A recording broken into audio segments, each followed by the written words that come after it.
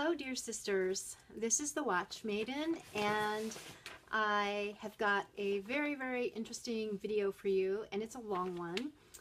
It is about the historical writings relating to women, Christian women, and head covering. And I'm going to be reading to you these writings.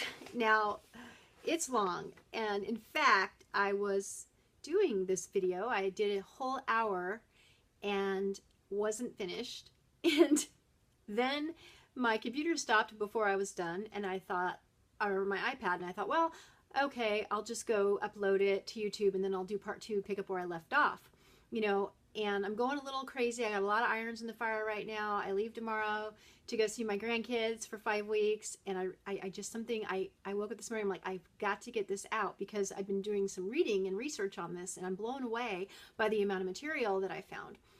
Well, I get up to the computer and plug in my iPad to upload the video to YouTube, and I don't even know how it happened, but somehow I not only deleted the video off of my iPad, but then I deleted it out of the deleted album.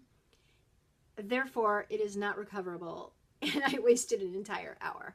So, I'm already talking for a minute and 25 seconds. I'm going to be very careful to try to pay attention to the time, and I think, I know this is probably going to be like an hour to maybe even an hour and 15, 20, 30 minutes. So, and I am now cutting it close because it's already 1 o'clock, and I've got to be somewhere at 5.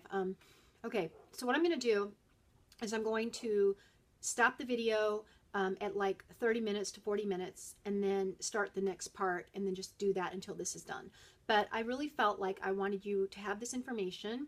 I'm reading excerpts from the writings because there's so many, and it's so long that it would take me 10 hours to read them all to you and to get it to you. And I don't have time, but when I get back, I'm going to, at the bottom of the videos, I'm going to put the location of where, so you can go read for yourself, of where you can find these writings. Anyhow, I guess without further ado, let me get started on this, because we're going to be here a while. The first thing I wanted to read to you is just a little excerpt out of a manual of the New Testament teaching, and it goes on, it's teachings of the unity of the church, etc., and it covers head covering and worship. And this is from the Forgotten Books series, so they take a lot of religious material and other books that have been like lost and recovered and out of copyright, old, and then they reprint them. So I happened to come across this, and I was kind of blown away by it. They're kind of like facsimiles of the books, so if I stumble while I read, it's because the print of the fonts and stuff is actually, some of the letters are part faded, and it's kind of hard to read. But what I'd like to read here, just really quickly before I get into the actual historical writings of the early church fathers and modern, and even some more modern commentaries, not commentaries of this century, but prior. It says here, it was the custom of Greeks and Romans, and an express law of the Jews, that no woman should go in public unveiled, and that was accounted disreputable, and it would be held equally dishonorable for the Christian woman to appear unveiled in the public assembly. So the apostles' decision and teaching in the church was in keeping with the customs of those times, and with the practice of the church in Judea. But as the church at Corinth was doubtless made up mostly of the heathen, idol worshippers, and as the priestesses prayed or delivered their oracles bareheaded or with disheveled hair, it seems to have confused these converts and led to contention, thus necessitating the apostles' teachings as we have it recorded. Some maintain that nature has supplied the covering insisted on by the apostle by giving to the woman more luxuriant growth of hair than to the man. If the hair is that covering, and if it was the custom, as said, of the Jews and of the people of the province of Achaia, in which Corinth was situated, that the women wore long hair, what force of meaning could we attach to the apostle's word when he says, if the woman be not covered, let her also be shorn? But if it be a shame for a woman to be shaven or shorn, let her be covered. And that makes so much sense. If it's not plain that is it not plain that if the hair is that covering, then she is always covered? So it would. I never had thought about it that way. If the hair was the covering and she's always covered, then it would be redundant for him to say that. It just wouldn't make any sense for the apostle to say, if she be covered, let her be covered, uncovered, etc. So the apostle under no conditions would have said, let her be covered. But as woman has almost universally followed the custom of wearing long hair, being sensible of what the apostle has said, that it's a glory to her, it is evident from this fact and from the apostle's reasoning throughout that the covering he insists upon is an artificial one. Again, the apostle's remark, for this cause ought the woman to have power on her head, expresses beyond doubt that another covering besides the hair is meant. The marginal reading is, that is a covering in sign. Both in the Old and the New Testament, the signs and tokens of things are sometimes called by the things themselves. As circumcision is called the covenant in Genesis 17:10-13, though we know it is only the sign of the covenant. So hence the marginal reading that she should have a symbol of power on her head. Though her hair is a glory to her, yet it is nowhere said that it is a sign of power. Hence the apostle must have reference to an artificial covering. So that was very interesting. A visible token. Okay. And then some who recognize the propriety of the covering object to the continuous wearing of it. So this is where people who say, well, I only do it during prayer or during church or whatever, and there seems to be confusion and debate about that. So some who recognize the propriety of the covering object to the continuous wearing of it, since the apostles' teaching limits its use to the time of praying and prophesying. If it is expressive of a condition and relation that are continuous, then it is consistent that it be worn at all times. For praying and prophesying are continuous and not limited to times and seasons. And that's how I've felt convicted in my heart, because, and I'm not, at all judging any of my sisters who only do it during worship. It's just, it was the minute I discovered the truth about covering, it was instantly convicted upon my heart that it must be at all times for me, because I'm constantly, I talk to the Lord continually, and I'm constantly in prayer. So, and it says it's a shame to come before God, uncovered and bareheaded. The apostle plainly teaches that if the woman willfully discards the covering which God has appointed as proper, then she should also be divested of the covering which nature has given, but adds that if this be a shame, let her be covered. So we should accept that it is incumbent on the believing woman to submit to God's ordinance as taught by the apostle, which in love she will ever feel constrained to do. As to what covering should be, we are not taught, but all gospel teaching would indicate that it should not be anything that might be used to gratify the pride and vanity of our sinful flesh. According to the apostle's word, it is to be a sign of power. So that kind of goes along with what I'd been kind of pondering about very ostentatious, whatever. If that's the first thing when you go somewhere and it's just like bling, and it's like drawing so much attention and it's just so ostentatious, you're covering, it's kind of defeating the purpose, of modesty. That's my personal opinion. That's all I'm saying. It's just my personal opinion. I guess I'm speaking to myself about that, because I don't really look at anybody else, and when they have their very bright, elaborate, gigantic head coverings on, I kind of go, wow, so anyways. Okay, sobriety, modesty, a retired disposition, and a meek and quiet spirit are befitted every follower of Christ, but they are especially so to women. The wearing of the head cover is expressive of the union of the soul with Christ, which implies a separation from and renunciation of the follies, gaieties, and idle pastimes of the world. And it is also expressive of a spirit of devotion, which is how I feel. It makes me feel very devoted to God, and I feel like it's an outward sign to God of my devotion to Him and to the angels, to them, of my devotion. It's a protection to Christian women, and especially so to the young, as it reminds them of their profession, and being a token of piety often quickens conviction when exposed to the enticements of the world. And that is so true, because I talk to my sisters and it's like once they start covering, they're instantly convicted on things. They're convicted of how they're speaking. They're convicted of the clothing they're wearing. It's just really an amazing thing how that works.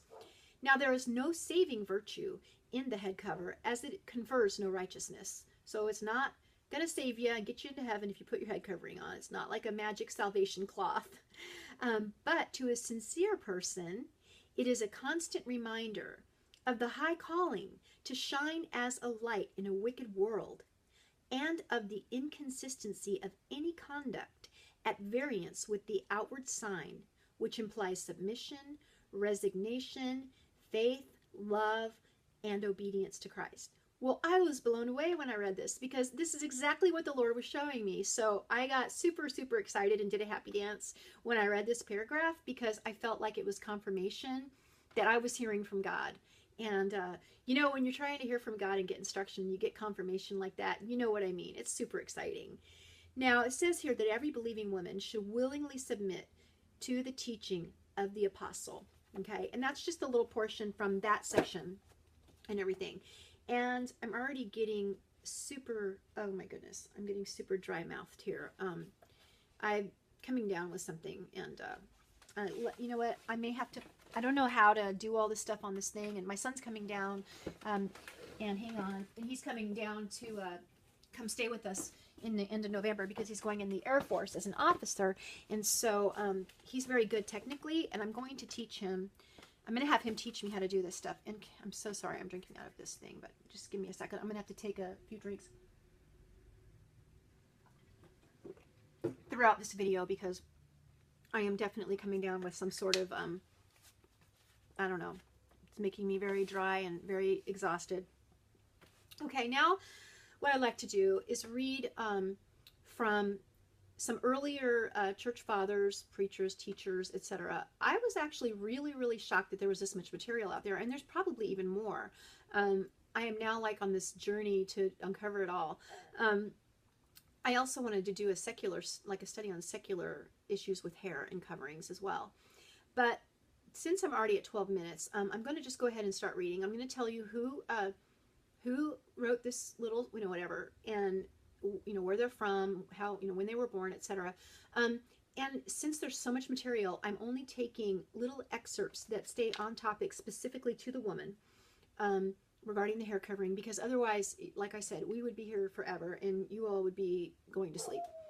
So the first one is Clement of Alexandria. Now, his full name was Titus Flavius Clemens, and he was a Christian theologian who taught at the Catechetical School of Alexandria, and he was born in 150 AD and died in 215 AD. Now, he says, although such a covering ought to be assumed, as is requisite for covering the eyes of women. Now, he talks a lot about covering the eyes, the face, etc. I'm not going to get myself all worked up about that. At this point, I'm just like, you know, I'm covering my head.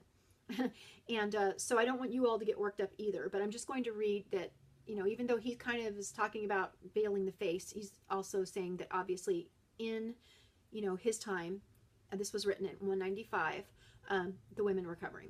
They were required to cover. It has also been commanded that the head should be veiled and the face covered. For it is a wicked thing for beauty to be a snare to men, nor is it seemly for a woman to wish to make herself conspicuous by using a purple veil. So, wow, he also addresses the color purple. So, I guess, you know, from reading that, it's like you know, maybe what I was saying earlier, our coverings maybe should not be like super woo-woo. You know, I don't know. I guess that's just going to be a topic for another day, another study. You know, it'd be neat to kind of, I wish there was some way we could like open up a chat in our group and just kind of have us all be able to see each other and kind of talk about it. That would be really fun. Okay, he also says, and I like this, and she will never fall who puts before her eyes modesty and her shawl, nor will she invite another to fall into sin by uncovering her face. For this is the wish of the Word, capital W, since it is becoming of her for her to pray veiled. And, capital W word, that's Jesus Christ. And he was the Word, became flesh, and dwelt among men. And so it's the wish of Jesus Christ and becoming for her to pray veiled. Amen. Okay, so Chrysostom, John Chrysostom, I'm probably butchering these names. He was the Archbishop of Constantinople, and he was born in 349 and died in 407.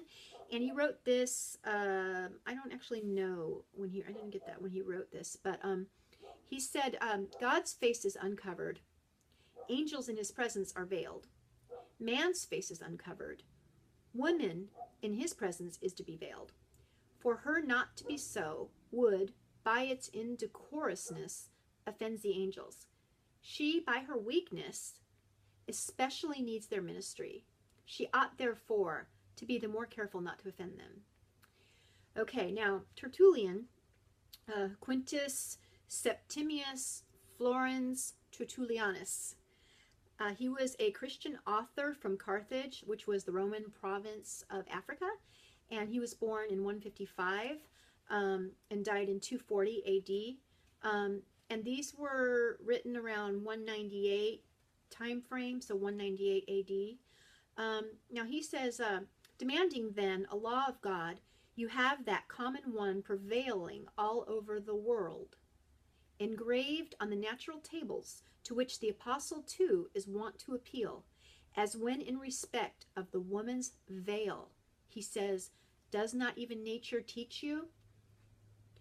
As when to the, okay, so I'm not going to keep reading because I'm just going to have to stop at these little points that really apply, because like I said, otherwise we'd be here all day, and this is already going to be really long. And I'm thinking down the line of kind of taking these sections and really doing expounding and doing like a video for each one, and just really getting into it. Further, he says, Christ is the head of the Christian man, for his head is as free as even Christ is, under no obligation to wear a covering, not to say a crown. But even the head which is bound to have the veil, I mean women's, as already taken possession of by this very thing, is not to open also to a crown. She has the burden of her own humility to bear. But that point which is promiscuously observed throughout the churches, whether virgins ought to be veiled or no, must be treated of. For they who allow virgins immunity from head covering appear to rest on this, that the apostle has not defined virgins by name, but women as to be veiled. But he says, what is every woman but women of every age, of every rank, of every condition? Okay, so because the apostle Paul says, every woman that prays uncovered. Okay, so also Tertullian seems to focus a lot on virgins being veiled, which, so I'm guessing, I haven't researched it, but I'm assuming that there must have been kind of a problem where maybe only the married women were veiling, and so he was trying to teach them, no, everybody, even the virgins need to veil. That's just how it is. So he says, even the virgin is bidden to be veiled. For indeed, it is on account of the angels that he said women must be veiled, because on account of the daughters of men, angels revolted from God. Who then would contend that women alone, that is, such as were already wedded and had lost their virginity, were the objects of angelic concupiscence, unless virgins are incapable of excelling in beauty and finding lovers? So he's kind of saying, well, he's just sort of saying, well, basically, women, virgins, they're beautiful. They're probably even more beautiful than married women, because after a while, married women, they get wore out. They've had their children. They're losing their cute shape and all the other stuff. You know what I mean? So he's basically saying, yeah, the virgins need to be taking on this act of modesty and, seemingliness or whatever. And then he says, why do you denude before God what you cover before men? Will you be more modest in public than in church? Be veiled, virgin, if virgin you are, for you ought to blush. If you are a virgin, shrink from the gaze of many eyes. Let no one wonder at your face. Let no one perceive your falsehood. So, wow. you know, so if I had discovered this before I got married, I definitely would have started covering.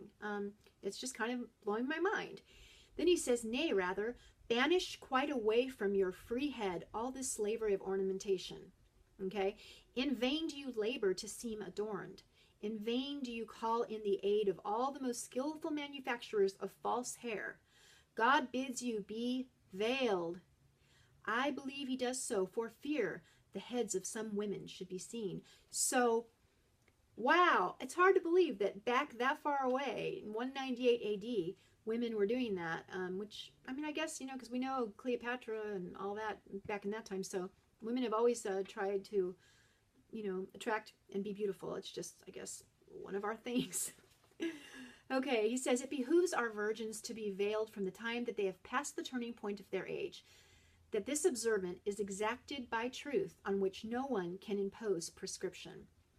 No space of times, no influence of persons, no privilege of regions. So it's saying everyone, every place, every time.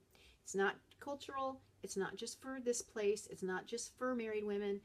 All women, everywhere, all time. You know. Throughout Greece and certain of its barbaric provinces, the majority of churches kept their virgins covered. And this is Tertullian still speaking. There are places, too, beneath this African sky, where this practice obtains, lest any ascribe the custom to Greek or barbarian Gentilehood. But I have proposed as models those churches which were founded by the apostles or apostolic men. Okay, so he's saying, he's presenting to the reader, look at the churches, all the churches founded by the apostles or apostolic men, you know, they practice this covering, uncovering, etc., which Paul explained in 1 Corinthians 11. Okay, if any, he says, is contentious, we have not such a custom, nor has the church of God. So too did the Corinthians themselves understand him. In fact, at this day, and he's talking about his day, 198, at this day, the Corinthians do veil their virgins. What the apostles taught, their disciples approve. But even if it is on account of the angels that she is to be veiled, doubtless the age from which the law of the veil will come into operation will be that from which the daughters of men were able to invite concupiscence of their persons and to experience marriage. So basically, I'm assuming puberty-ish time is what they're saying is when she should start covering. And as they veil their head in the presence of heathens, let them at all events in the church conceal their virginity, which they do veil outside the church. They fear strangers, let them stand in awe of the brethren too. So that goes with what I had said previously. They were veiling in public, but then they were coming into church and they were unveiling, which was the custom of the pagans that did that. And so there was a lot of confusion about that. Okay, he kind of talks about how some of them were covering. So I know we all just debate about that. We're all kind of like, what's the way we should be doing it? For some, with their turbans and woolen bands, do not veil their head, but bind it up, protecting indeed in front, but where their head properly lies, bare. So that's the neck, because your head lies on your neck. So I had to kind of, you know, it's older writing. So, so when he talks about, so to me, when I'm reading this, he means that they had their hair up in there, they had their, and pretty much like, you know, I guess what I'm doing right now, you know, and their necks were bare. Others are to a certain extent covered over the region of the brain with linen coifs of small dimensions, I suppose for fear of pressing the head and not reaching quite to the ears. So they had, you know, something here and it wasn't going quite to the ears. He says, if they are so weak in their hearing as not to be able to hear through a covering, I pity them. So he's being a little sarcastic. So he's basically saying it should be down here. And he's like, they're so, you know, weak that they can't even hear because this is over here, you know. Let them know that the whole head constitutes the woman. Its limits and boundaries reach as far as the place where the robe begins, which I'm assuming would be, you know, right here. The region of the veil is coextensive with the space covered by the hair when unbound, in order that the next two may be encircled. Wow. For it is they which must be subjected, for the sake of which power ought to be on the head. The veil is their yoke. And then it says, Arabia's heathen females will be your judges, who cover not only the head, but the face also. So he was, we know that they wear the burqa and such nowadays out there, and I'm assuming it's probably what they were doing back then. But he's saying the heathens in Arabia are doing this, and they're going to be your judges. Wow. He doesn't hold anything back, does he? He says, now, to us the Lord has, even by revelations, measured the space for the veil to extend over. So he's saying that they receive revelation from the Lord about how to cover. And he says, a certain sister of ours was thus addressed by an angel. So apparently she had an angelic vision and said that the angel was beating her neck as if in applause. Okay? And then said, elegant neck and deservedly bare. It is well for you to unveil yourself from the head right down to the loins, lest with all this freedom of your neck profit you not. So he's basically saying, you got your neck, you're showing off your neck. You know what? Just uncover your head, take off your top, all the way down, just show it all. Show it all. Whoa. And of course, what you have said to one, you have said to all. But how severe a chastisement will they likewise deserve who, amid the recital of the Psalms, and at any mention of the name of God, continue uncovered, who, even when about to spend time in prayer itself, with the utmost readiness, place a fringe or a tuft or any thread whatever on the crown of their heads and suppose themselves to be covered. Whew! He's preaching it. So he's talking about those little things. They just, I've heard of women, I'll just put a washcloth up there or whatever. Hey, I'm not judging. I'm just saying, I've heard this and that. And he's saying, no. You don't suppose yourself to be covered.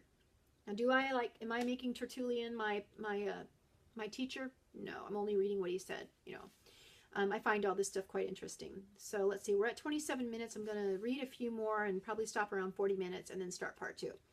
Now we have Augustine of Hippo. He was a North African Christian theologian and philosopher, the Bishop of Hippo Regius in North Africa, and he was viewed as one of the most important church fathers in Western Christianity. And let's see, so he was born in 354 and died in 430. I hope I didn't just tell you that already. The apostle says that the man is the image of God, and on that account removes the covering from his head, which he warns the woman to use, speaking thus, for a man indeed ought not to cover his head, forasmuch as he is the image and glory of God, but the woman is the glory of the man. What then shall we say to this?